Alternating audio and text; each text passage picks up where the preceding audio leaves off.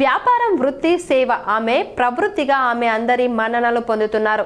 సామాజిక సేవే ధ్యేయంగా ముందుకు సాగుతున్నారు.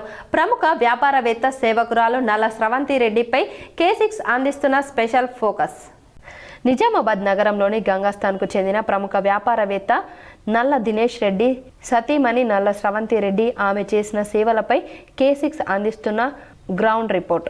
కోవిడ్ సమయంలో ఆదిలాబాద్ జిల్లాలోని మారుమూల ప్రాంతమైన ఉట్నూరు ప్రభుత్వ ఆసుపత్రిలో ఆక్సిజన్ సిలిండర్ కొరత తీవ్రంగా ఉంది.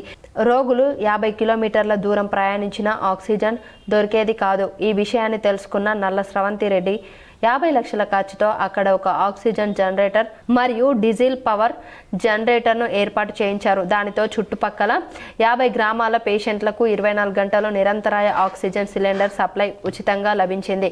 ఇది తను చేసిన ఎన్నో సేవలలో అత్యంత సంతృప్తికరమైనది మరియు మాతృత్వ మధురిమలను జ్ఞాప్తికి తెచ్చేది అని స్రవంతి రెడ్డి అన్నారు.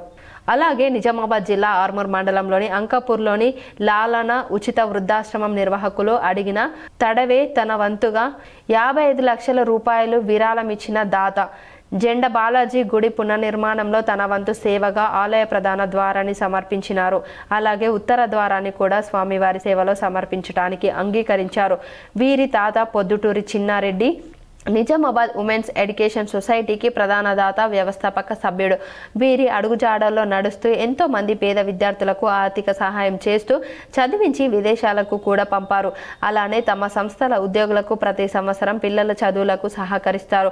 అంతేకాదు కోవిడ్ సమయంలో 62 రోజులు తమ వ్యాపారాలు మూసి ఉంచారు. అప్పుడు తమ ఉద్యోగులు నెల జీతం మీదే బతుకుతారు.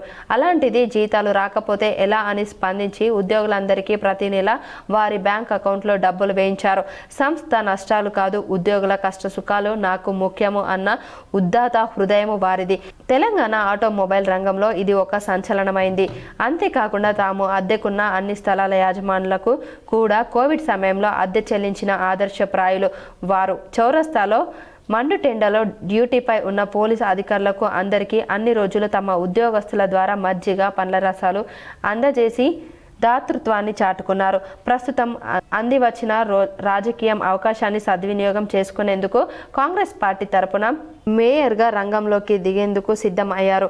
నగర అభివృద్ధి ధ్యేయంగా అందరి అండదండాలతో హైకమాండ్ అడుగుజాడల్లో నడుచుకుంటూ అందరినీ కలుపుకొని పోతున్న స్రవంతి రెడ్డి నగర అభివృద్ధి కోసం పనిచేసేందుకు ముందుకు వస్తున్నారు.